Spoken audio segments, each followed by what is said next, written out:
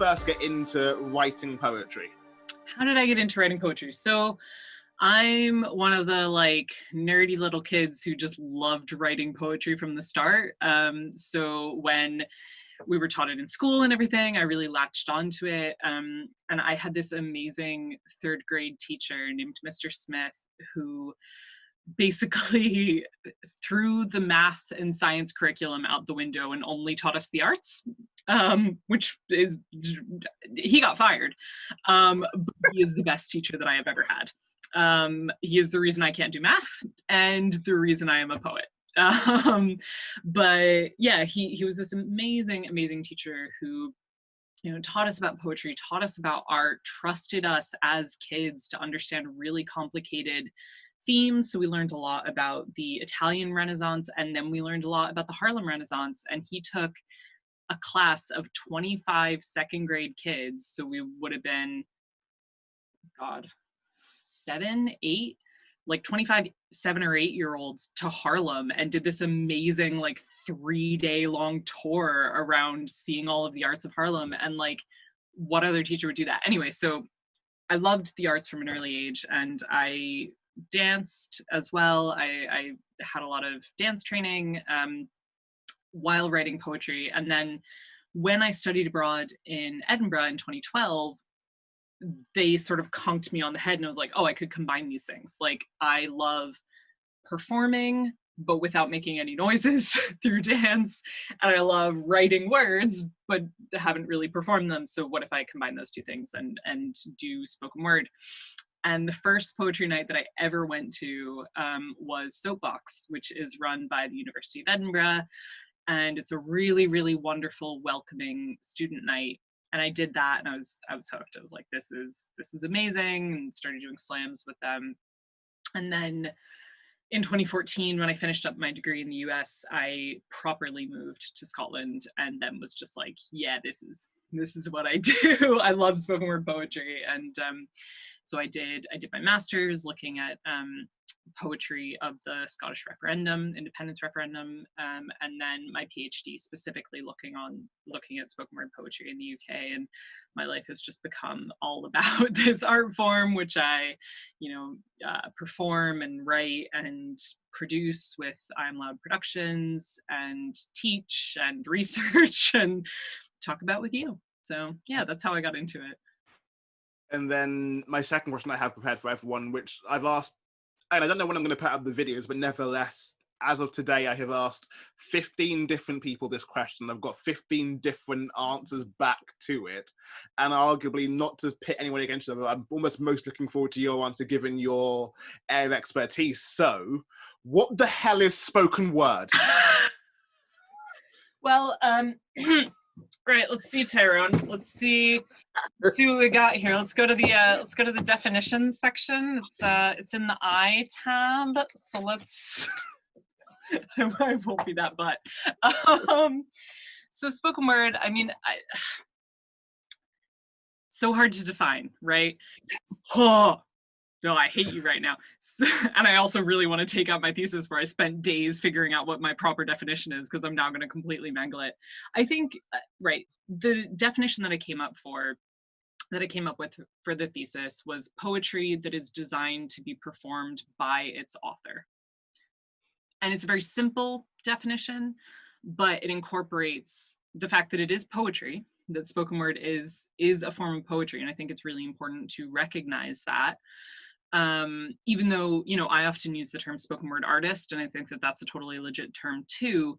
I know that a lot of poets have been really uncomfortable with the way that the term spoken word doesn't actually include the term poetry. And if you just take it literally, speaking words is what we're doing right now. It sort of does erode the artistry from the statement. So yeah, it's poetry that is designed to be performed. And that is so important, because you can write a poem for the page and then perform it, and you can have an interesting semantic debate about whether that is then automatically a performance poem. But I would say no. I think it has to have, from the beginning, some sort of intentionality behind it to be performed. And then the final aspect of that definition is by its author. You are writing these poems for you to perform in your own voice. And I mean that both literally in your accent, in your cadences, in your rhythms of speech, and in your, metaphorically in your own style. The poem is written in your voice. So yeah, that's like my core working definition. The academic answer. I feel like I'm at my Viva again, Tyrone. What is spoken word, Katie? Ah! Well, picking up on something you mentioned there, the whole idea of the artist side of things. You've got your dancing background as well, and obviously with I Am Loud Productions, I Am Loud Productions has so much of a broad sense, and it's got the comedy, it's got the video stuff as well. So how important is it for you as a person to have that many different strings to your bow and keep playing around with the different art forms and not having poetry for especially this be it's just words I put on a page or words I say on a stage? How important is it for you to play around with all those different things? Yeah, it's super important. I mean, it keeps me from getting stagnant. It keeps me from getting bored. And with the dance, I really, really enjoy. We had a conversation earlier where I was talking about embodying poems on stage, where I sort of meant something different. But here, I mean, physically getting into the poems, doing stuff with my arms, moving to the poems, and I think interpretive dance gets a bad rap, for some good reasons. But letting myself move in a way that I feel both best reinforces what the poem is trying to do and forges a positive connection with the audience in some way. So yeah, I mean, that's really important for me. I have loved collaborating with filmmakers. So Perry Johnson is the main one that we work with here, but also Sarah Grant. There's so many amazing people who create cine poetry, however you sort of define that. And I think that's a really exciting area that we're looking at now. Working with musicians, that's been part of I Am Loud since the very, very beginning, is having a band at our events and collaborating with musicians and having them improvise behind us, and then setting some pieces and having them compose music to poems. I mean, it just enhances everything so much, and I think there's so much that we can do with cross-genre collaboration in that way. So I mean, that's one way of answering that question. But another way of answering it is, my identity is not just as an artist. My identity is also very much as a producer and as a researcher. And that's been really important. I spend like 5% of my time making art, if that, unless it's NaPoWriMo, where that gets booted up a little bit, But the grand majority of what I spend my time doing is promoting other people's art, or creating a platform for sharing other people's art, or, editing. I don't edit the videos, but, sharing videos that other people have made, editing videos is your job.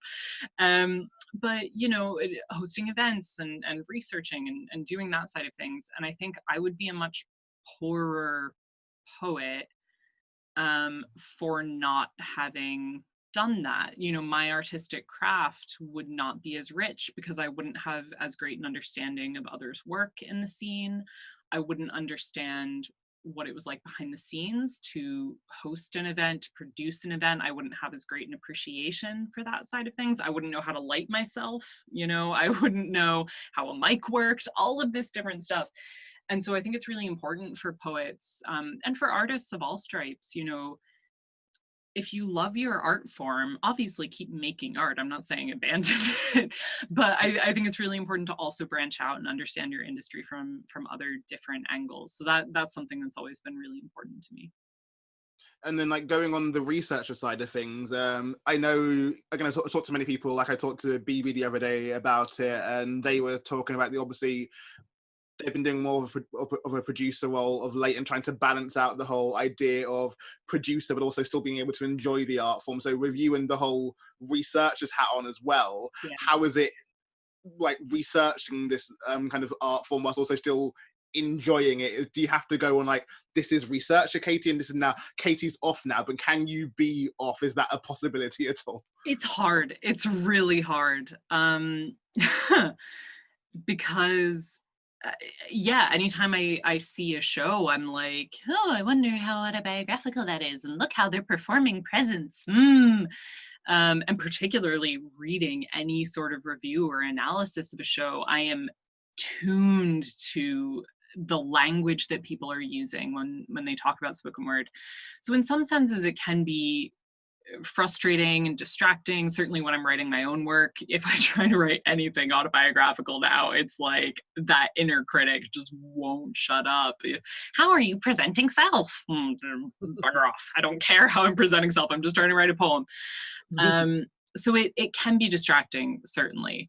But, I think ultimately it is a good thing. It can be enhancing. I do try to turn that brain off. This is gonna sound really simple, but just like having a beer at a gig and being like, you are here to enjoy this gig. You are not collecting data. You are not doing analysis. You're just here having fun in the audience watching. And I do feel grateful that I still can do that. And I hope that I never lose that either. I would like to think that researching something ultimately can lead to a greater appreciation of it rather than destroying your enjoyment of it. Maybe not at year 5 of a PhD. Spoken word is not the number one thing I go to for enjoyment right now, but hopefully next year we'll get back to that. Well, and obviously, considering you've got all the multiple hats you're juggling and switching between, and that when it is time to write something or make some of this art for you, like, is it ever a level other than NaPoWriMo? Obviously, is it ever a level of like, I'm actively sitting down now to write a poem, or is it waiting for inspiration to hit? And then a follow up on that, again, partly going back to the present side of it, and partly going back to the definition of the spoken word of it. Then, is it ever a level of like, today I'm writing a spoken word poem, tomorrow I'm writing a page poem, or is it I'm writing a poem and as you're writing it, you're realizing, oh, no, this is spoken word, so you're tailoring it to that? Oh, there's so many questions there and such good questions. I asked too many questions at once, I realized. No, it's good. So, I mean, to the first question, NaPoWriMo was actually really, really helpful for me. This was the first year that I'd ever done it. And I had been in a massive writing rut for the reasons we just talked about. It can be really hard when you're doing research and just all of this academic language is in your brain to then sit down and write something creative, particularly when you're analyzing the art form and then, the critic gets in your head and all of that. So I hadn't really written anything new that wasn't to commission in years, which is a problem, and I was getting really sort of not sick of my work, but sort of ashamed of just performing 7-year-old poems on a stage and being like, what do I have that's fresh to offer right now? I really want to offer something new that feels more relevant to me, that I can get into emotionally on stage because it is still relevant.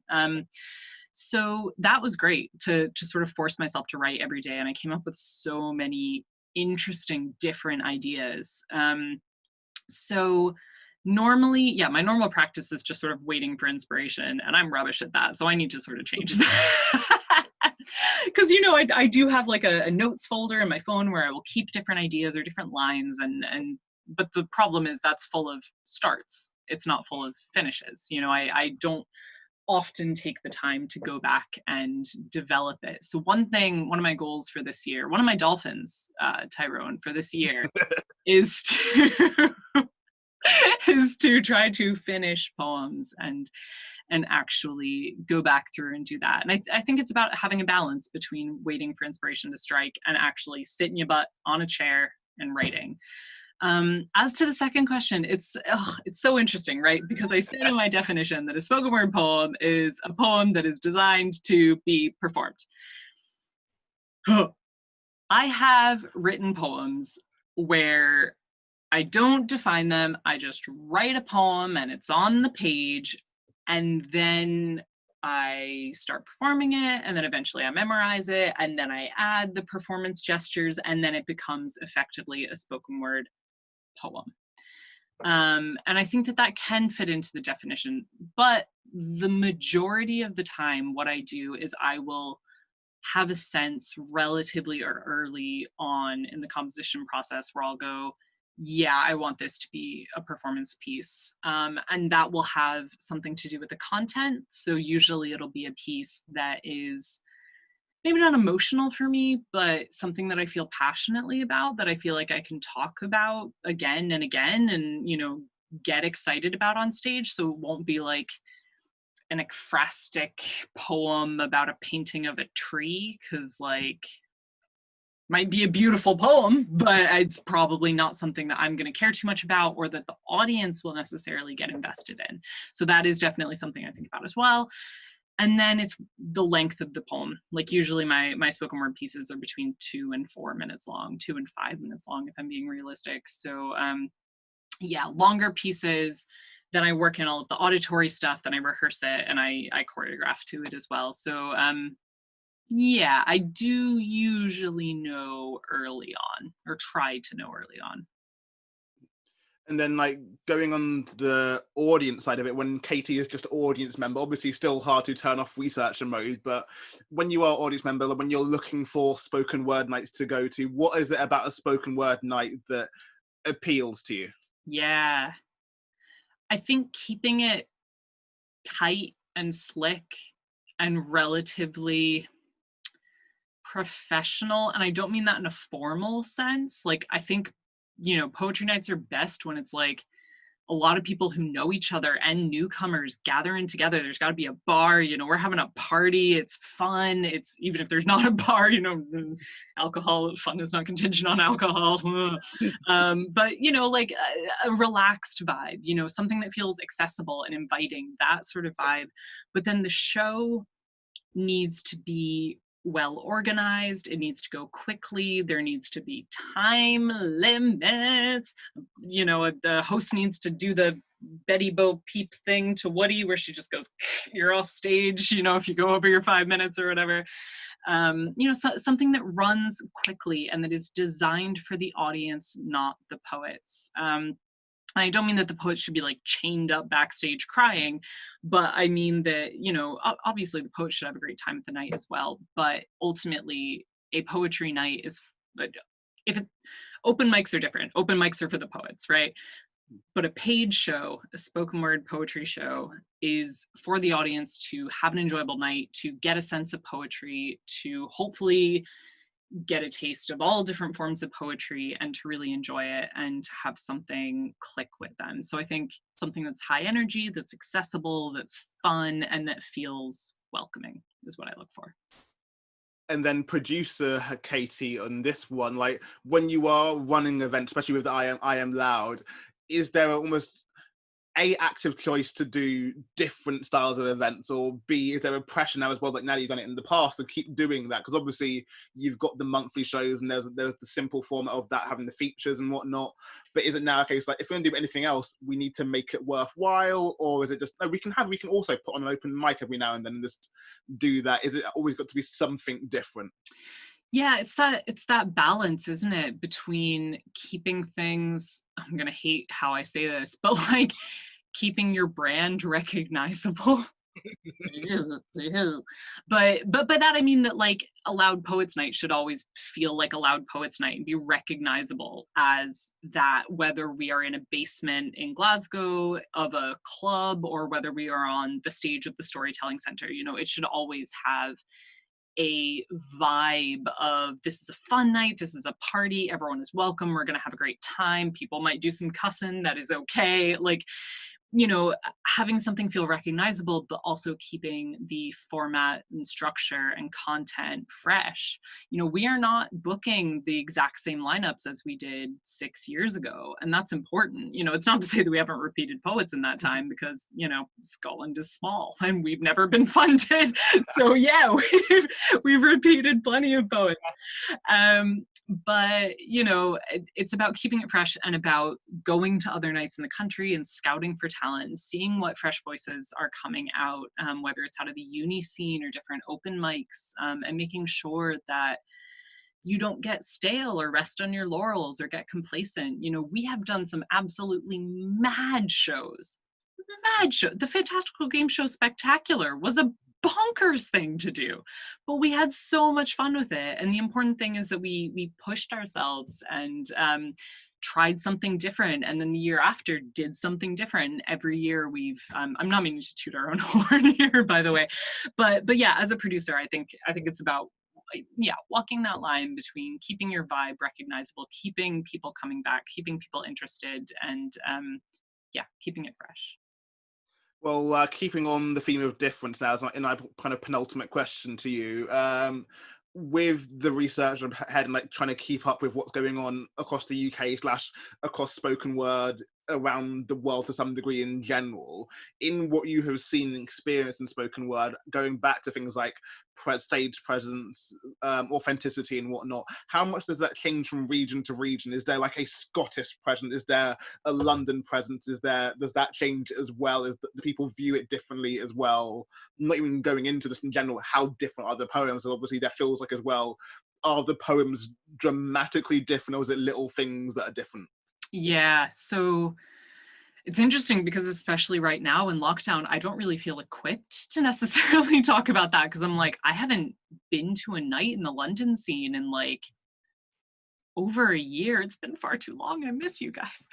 But right, I think that there's a sort of balanced answer. So obviously, local scenes, when they are working well, people will copy each other's styles. They will learn from each other. And I don't mean copy in a bad way. Don't plagiarize people. But if you are hearing the same people at the same open mics, you're going to learn from them. You're going to take a little bit from them. And that's good. That's how an art form develops.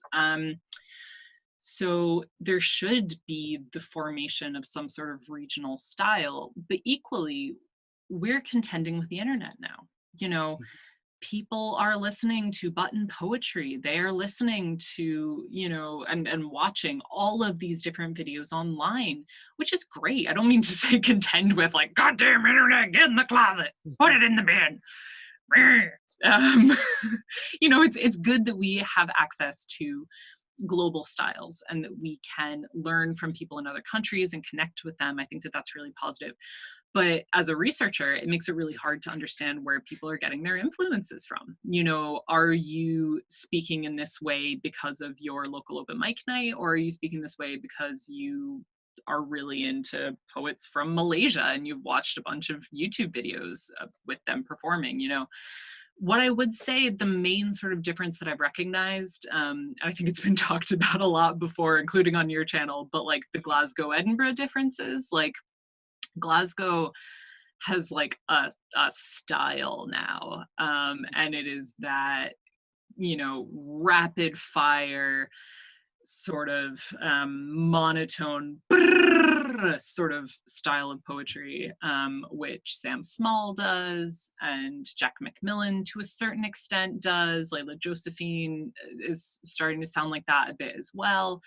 And so there, I think you can really hear the sort of regional similarities. It's not to say that everyone in Glasgow sounds like that. Kevin Gilday could not sound further from that. He writes and performs his poems in a much slower, more metered approach. So yeah, it's hard to tell, but I think it's good that we have access both to a regional stylistic pool as well as to the sort of global internet archive of work.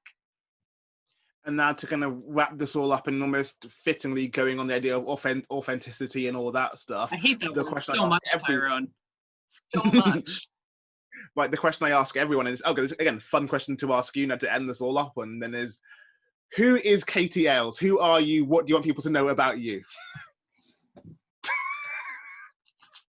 can't even get to the floor in my tiny office. I'll go with what I would like to know, what I would like people to know about me.